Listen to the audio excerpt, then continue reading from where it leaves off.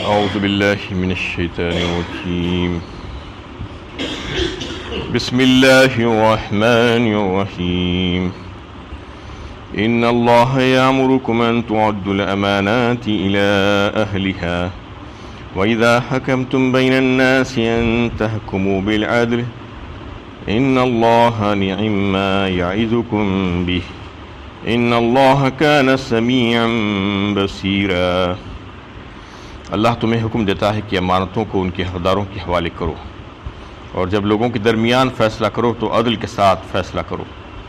اللہ تمہیں بہترین بات کی نصیحت کرتا ہے، یقیناً اللہ سب کچھ سننے والا اور سب کچھ جاننے والا ہے۔ یہ سورہ نساء کی 58 نمبر کی آیت ہے۔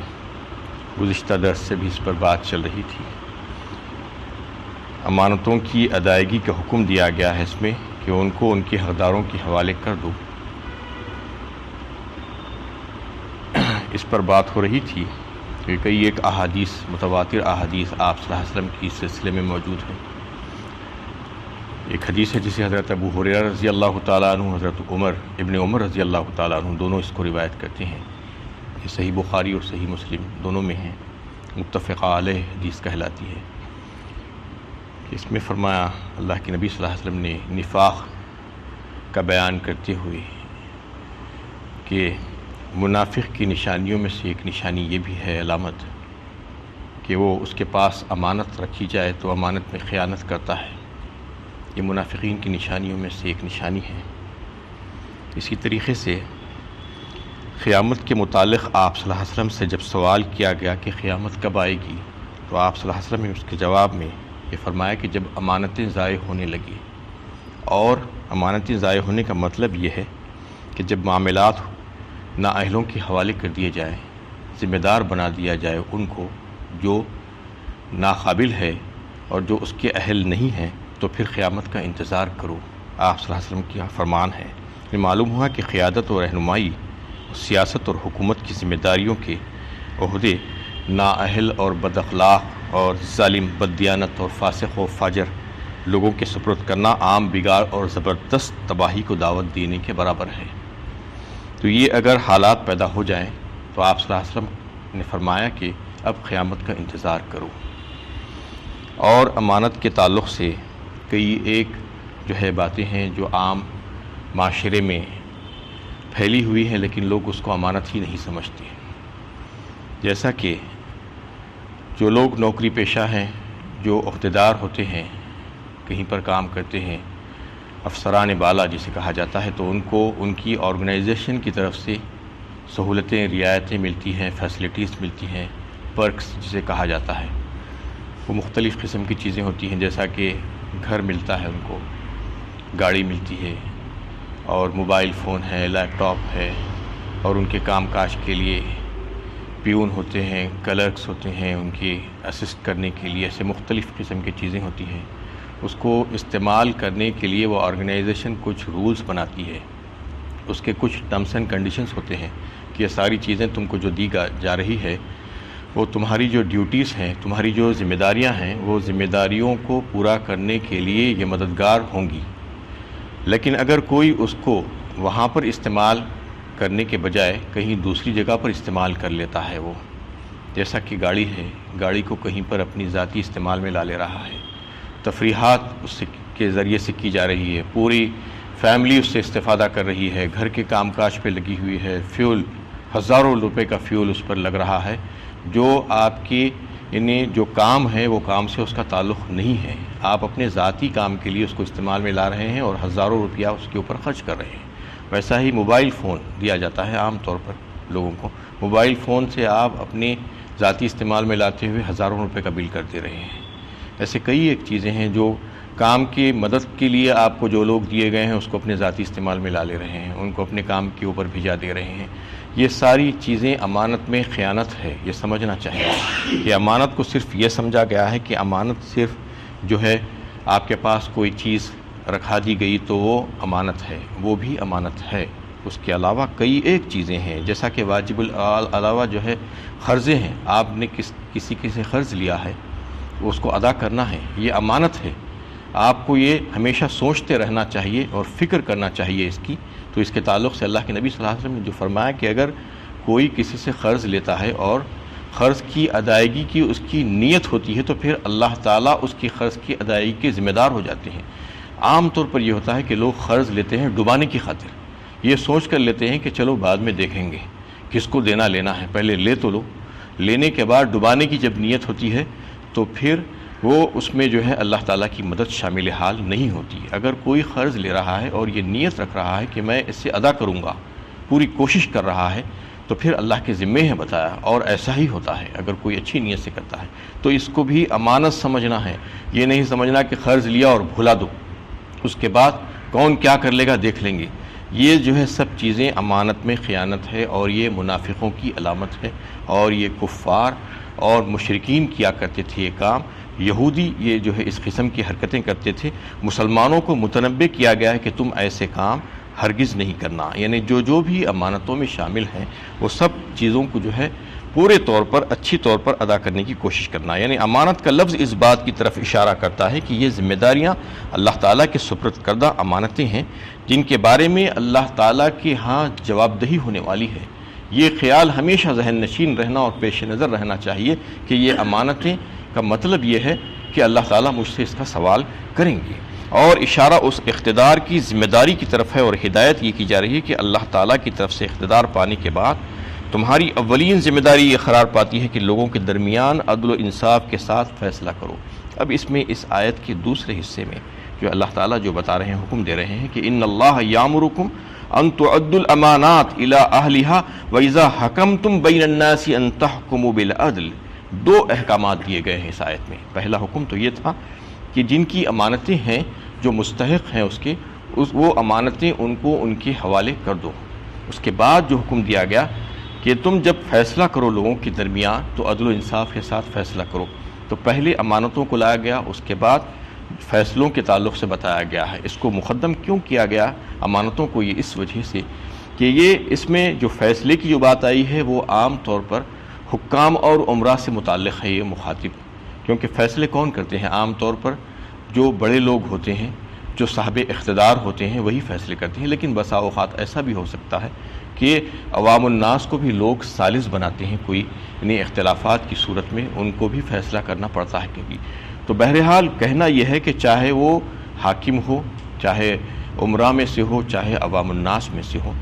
ان کے پاس اگر امانتیں ہیں اور ان کو کسی فیصلے کے لیے ثالث بنایا جا رہا ہے تو ان کی یہ ذمہ داری ہے کہ وہ فیصلہ یعنی عدل و انصاف کے ساتھ کرے، نا انصافی نہ کرے، اس میں ظلم زیادتی نہ کرے، کسی کا حق نہ مارے۔ تو یہ کب ہو سکتا ہے؟ اس کو اللہ تعالیٰ نے مؤخر کیا اور پہلے امانتوں کو سب سے پہلے لایا گیا آیت کے پہلے حصے میں۔ اس کا مطلب یہ ہے کہ اللہ تعالیٰ اہمیت امانتوں کو دے رہے ہیں سب سے پہلے۔ تو امانتیں جو ہے اللہ تعالیٰ کی طرف سے جو ہے اس کے یعنی اللہ تعالیٰ نے اس کو دیا ہے امانتیں لوگوں کو، تو یہ ذمہ داریاں ہیں۔ یعنی جو منصب اور جو عہدے ہیں وہ سب کے سب امانتیں ہیں، جیسا کہ اس سے پہلے جو ہے یہ بات چل رہی تھی گزشتہ درس میں کہ سارے حکومت کی ذمہ داریاں، ذمہ دار عہدے اور منصب یہ اللہ تعالیٰ کی طرف سے امانتیں ہیں۔ اور یہ جو ہے عدل و انصاف کا جو معاملہ آیا گیا، عدل و انصاف ملک میں قائم اس وقت تک نہیں ہو سکتا جب تک کہ جس کے ہاتھ میں اقتدار ہے وہ امانتوں کو صحیح طور پر ادا کرنے کا فیصلہ نہ کر لے اور اپنا فریضہ اچھی طور پر انجام نہ دے۔ یعنی جس کے ہاتھ میں اقتدار دیا گیا ہے اس کے اوپر یہ ذمہ داری ہے کہ وہ امانتوں کو ادا کرے۔ سب سے پہلے امانتوں کو اگر ادا کرے گا تو پھر خود بخود جو ہے فیصلے صحیح ہونے لگیں۔ کس طریقے سے؟ کیونکہ جو امانتیں اللہ تعالیٰ ہی کی طرف سے ہے، جو عہدے اور منصب، وہ عہدے اور منصب کو ان کے اہل کو دینا چاہیے، نا اہلوں کو نہیں دینا چاہیے۔ اس اہل کون ہوں گے؟ جو دیانتدار ہوں گے، جو امانت دار ہوں گے، جو صحیح لوگ ہوں گے، جو اس قابل ہوں گے، ان کو یہ عہدے دینا اور یہ ذمہ داریاں اور منصب ان کو عطا کرنا، یہ امانت داری ہے۔ امانت داری یہی ہوگی کہ جو جن کے ہاتھ میں اختیارات دیے گئے ہیں حکومت کے اللہ تعالیٰ نے، وہ جو ہے عہدوں کو جو ہے ایسے ہی لوگوں کو دے جو واقعی میں اس قابل ہیں، اس کے اہل ہیں۔ اور اگر جو ہے اس کے بدلے بجائے جو ہے یہ دیکھا جائے گا کہ تعلقات، دوستی، رشتہ داریاں، رشوت اور دیگر کوئی اور چیز بھی اگر آڑے آ گئی تو پھر اس کا مطلب یہ ہوگا کہ امانتیں جو ہے ضائع ہو جا رہی ہیں۔ امانتیں صحیح جگہ پر نہیں پہنچی ہیں اور عدل و انصاف قائم نہیں ہو سکتا، کیونکہ عدل و انصاف کے قائم کرنے کے لیے امانتوں کو صحیح طور پر ادا کرنا ہوگا۔ امانتوں کو اگر صحیح طور پر ادا کریں گے تو عہدے اور منصب صحیح لوگوں کو ملیں گے، جس کے وہ اہل ہیں انہی کو دیا جائے گا عہدہ اور منصب۔ وہاں پر سفارشیں نہیں چلیں گی، رشتہ داریاں نہیں چلیں گی، رشوتیں نہیں چلیں گی، تو پھر وہی لوگ ہوں گے جو عدل و انصاف کو قائم کریں گے، کیونکہ وہی انسان ہیں جو عدل و انصاف کو قائم کرنے والے ہیں۔ اللہ تعالیٰ آسمان سے تو جو ہے یہ ایسا کام نہیں کریں گے، بلکہ انسانوں کے ہاتھوں میں یہ ذمہ داریاں اللہ تعالیٰ نے سونپی ہیں، عہدے اور ذمہ داریاں، وہ اس کے اہل جو لوگ ہوں گے ان کو دینا ہوگا، یہی امانت ہے اصل میں۔ تو امانتوں کا جو ہے صحیح مفہوم یہی ہے کہ ساری ذمہ داریاں اور عہدے اور منصب حکومتوں کے اللہ تعالیٰ کی امانتیں ہیں، اس کو ان کے اہل کو دینا چاہیے، اور اگر ایسا کیا جائے گا تو پھر اس کا مطلب یہ ہوگا کہ عدل و انصاف قائم ہوگا ملک میں، ورنہ عدل و انصاف زندگی پر قائم نہیں ہو سکتا۔ عدل و انصاف کے قائم ہونے کے بعد یہ بتایا جا رہا ہے کہ عدل و انصاف جو قائم کرنا ہے تو اصل میں اقتدار اعلیٰ تو اللہ تعالیٰ ہی کا ہے۔ ان الحکم الا للہ، کو یہ نہ سمجھے کہ آج مجھے اختیارات دے دیے گئے ہیں تو میں جو چاہے کروں گا، نہیں، آپ نہیں کر سکتے۔ اگر آپ آج کچھ کر بھی رہے ہیں تو آپ سے سوال ہوگا، جواب دہی ہوگی، جیسا کہ جو ابھی بات چل رہی تھی کہ جو بھی امانتیں لیے ہیں تو پھر وہ امانتوں کے بارے میں جواب دہی بھی ہونے والی ہے، یہ سمجھ لینا چاہیے اللہ کے پاس۔ تو اللہ تعالیٰ نے جو عہدے تم کو دیے ہیں، جو منصب دیے ہیں، وہ اللہ تعالیٰ نے دیے ہیں، اللہ تعالیٰ ہی کے اختیارات ہیں وہ، اور وہ انہی کا حکم ہے، ان الحکم الا للہ۔ اور کوئی یہ نہ سمجھے کہ ملک کے جو باشندگان ہیں ان کے یہ حقوق ہے کہ ان کو جو ہے عہدے دے دیے جائیں، یا کسی کو بنیاد بنا کر، جیسا کہ جو ہے ایریاز کو بنیاد بنایا جاتا ہے کہ فلاں پاپولیشن کے حساب سے جو ہے فلاں مذہبی اس کو دیکھتے ہوئے جو ہے یہ عہدے دیے جائیں گے، یہ جو ہے ان کا حق نہیں ہے، یہ سمجھ لینا چاہیے، کیونکہ حق جو ہے جو عہدے اور منصب ہیں وہ اللہ تعالیٰ کی امانتیں ہیں، اور جو اس کے اہل ہیں انہی کو دیا جائے۔ اس کے اہل نہیں ہیں، اگر چاہے وہ ملک کے کسی حصے میں رہتے ہوں گے، چاہے وہ کوئی مذہب سے تعلق رکھتے ہوں گے، وہ اس کے قابل اگر نہیں ہیں تو پھر امانتوں میں خیانت والا معاملہ ہو جائے گا۔ اور ایک بات یہ سمجھنا ہے کہ اللہ تعالیٰ نے انسانوں کو یہ جو ذمہ داری دی ہے وہ ایک نائب کی حیثیت سے، ایک امین کی حیثیت سے دی گئی ہے، اس کو خلیفہ بنایا گیا ہے۔ یا داؤد انا جعلناک خلیفۃ فی الارض فاحکم بین الناس بالحق ولا تتبع الہوی فیضلک عن سبیل اللہ، فرمایا سورہ 7 میں اللہ تعالیٰ نے 23ویں پارے میں حضرت داؤد علیہ السلام سے مخاطب ہوتے ہوئے اللہ تعالیٰ یہ فرما رہے ہیں کہ اے داؤد، ہم نے تم کو زمین میں خلیفہ بنایا، ہم نے تم کو خلیفہ بنایا۔ یا داؤد انا جعلناک خلیفۃ فی الارض فاحکم بین الناس بالعدل،